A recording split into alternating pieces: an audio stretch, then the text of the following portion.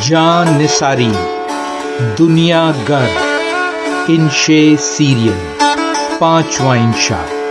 شارق علی۔ نیلی مسجد میں ظہر کی نماز ادا کی اور پیدل ہی توپ کاپی میوزیم کی سمت چلے۔ کوئی 20 منٹ کی مسافت ہوگی۔ سنہری دھوپ میں سرخ اینٹوں سے بنے پیدل راستوں پر چلتے ہوئے ہاگیا صوفیہ کے عظیم گرجا گھر کے پاس سے گزرے۔ راستے بھر کنارے کے ریستورانوں میں دنیا بھر سے آئے ہوئے سیاحوں کا رش دیکھا۔ پروف استنبول کا ذکر کر رہے تھے۔ بولے، باسفورس کے گہرے نیلے پانیوں کے ساحل پر سرسبز و شاداب پہاڑی ہے، جس پر جا بجا خوبصورت درخت اور پھولوں کے قطعات میں بکھری بہت سی تاریخی عمارتوں میں محفوظ نوادرات پر مشتمل ہے توپ کاپی میوزیم۔ سلطنت عثمانیہ کے دور میں یہ محل ہوا کرتا تھا۔ ان گزرگاہوں پر چلتے جانے کتنی ہی کہانیوں اور رازوں کی سرگوشیاں سنائی دیں۔ سلطانوں کی شوکت، درباریوں کی سازشیں، جانثاروں کے کارنامے۔ پھر سلیمان اور ابراہیم کی رفاقت یاد آئی۔ 2 بچپن کے دوست، ایک سلطان، دوسرا جانثاری غلام۔ جانثاری غلام؟ صوفی نے پوچھا۔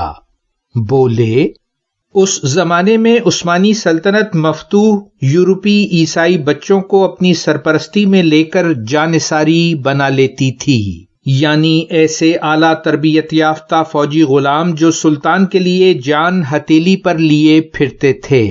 انہیں عزت و احترام، ماہانہ تنخواہ، پینشن، تجارت کی آزادی اور ان کے خاندان کو تحفظ حاصل ہوتا تھا۔ سلطنت عثمانیہ کی یورپی وسعت اور استحکام میں 2 صدیوں تک ان جانثاروں نے اہم کردار ادا کیا ہے۔ پراگلی ابراہیم وینس سے گرفتار شدہ جانثاری غلام تھا، جسے توپ کاپی محل میں عثمانی سلطنت کے سب سے ممتاز بادشاہ سلیمان دی میگنیفیسنٹ کی دوستی کا موقع ملا۔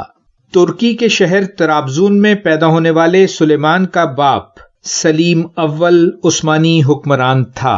علمی اور جنگی تربیت اسی محل میں ہم عمر جانثاری دوست پارگلی ابراہیم کے ساتھ مکمل کی۔ وقت کے بہترین عالموں نے تاریخ، ریاضی، ادب، فلسفہ اور جنگی مہارت سکھائی۔ کم عمری میں ایک صوبے کا گورنر بنا۔ سیاسی داؤ پیچ اور قانونی نکات کے بارے میں عملی علم حاصل کیا۔ دور تک پھیلی عثمانی سلطنت میں مختلف ثقافتوں، زبانوں اور رسم و رواج کو سمجھنے کا موقع ملا۔ والد کا انتقال ہوا تو صرف 26 سال کی عمر میں سلطان بنا۔ اس نے والد کے وزیر کو برطرف کر کے جانثاری دوست پارگلی ابراہیم کو اپنا وزیر بنا لیا۔ کچھ تفصیل عثمانی سلطنت کی بھی، رمز نے کہا۔ بولے، 1299 میں اناطولیہ کے قبائلی سردار عثمان اول کی قائم کردہ یہ سلطنت 1923 تک قائم رہی۔ مرکز ترکی تھا اور میڈیٹرینین کے ساتھ مشرقی اور جنوبی علاقوں میں بسے بہت سے ممالک۔ سن 1400 سے 1600 تک انہیں عروج حاصل رہا اور مشرق وسطی، مغربی ایشیا، شمالی افریقہ کے بہت سے ممالک کے علاوہ یورپ میں یونان، ہنگری، رومینیا پر تسلط اور ویانا پر حملے کارناموں میں شامل تھے۔ سلطنت عثمانیہ کا سب سے طاقتور حکمران سلیمان دی میگنیفیسنٹ تھا۔ سلطنت کے پھیلاؤ کی سب سے بڑی وجہ مذہبی رواداری تھی۔ حکمران خود مسلمان تھے، لیکن قبضہ کرنے کے بعد مفتوح قوموں کو مکمل آزادی ہوتی تھی کہ وہ اپنے عقیدے کے مطابق عبادات اور معمولات جاری رکھیں۔ ایک دور عہد ٹیولپ کہلاتا ہے، جس میں جنگی فتوحات نہیں بلکہ طویل حالت امن میں ادب اور ثقافت کے حوالے سے مثبت پیش رفت ہوئی تھی۔ ٹیولپ کا پھول ترکی ثقافت میں حسن مکمل کی علامت سمجھا جاتا ہے۔ 16ویں صدی کے اختتام پر قیادت کی نااہلی کی وجہ سے یہ سلطنت کمزور پڑنا شروع ہوئی اور ایک بیمار سلطنت بن کر 1923 میں پہلی جنگ عظیم کے اختتام پر اس کا مکمل خاتمہ ہو گیا۔ جدید ترکی کا بانی تو انقلابی کمال اتاترک ہے۔ اور سلیمان؟ میں نے پوچھا۔ بولے، سلیمان کے 46 سالہ اقتدار میں سلطنت کو بہت وسعت ملی۔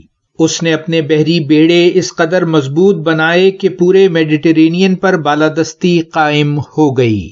وہ نہ صرف عظیم سپہ سالار تھا بلکہ بہترین قائدانہ صلاحیتوں کا مالک بھی۔ اس نے سلطنت کو معاشی اور قانونی لحاظ سے اپنے عروج پر پہنچایا، ٹیکس کا بہترین نظام قائم کیا، اعلیٰ تعلیمی ادارے عوام کو مہیا کیے۔ وہ خود ایک شاعر اور لکھاری تھا۔ ماں کی طرف سے سلسلہ نسب چنگیز خان سے ملتا تھا جو اس کی بھرپور جنگی صلاحیتوں کو جواز فراہم کرتا ہے۔ یورپ کی حکمرانی کے دوران وہ عوام میں بے حد مقبول رہا۔ یورپی اسے دی میگنیفیسنٹ اور ترک قانونی کے نام سے یاد کرتے ہیں کیونکہ اس نے سلطنت کو مفید قانونی فریم ورک فراہم کیا تھا۔ جاری ہے۔ ویلیو ورسٹی، شارق علی۔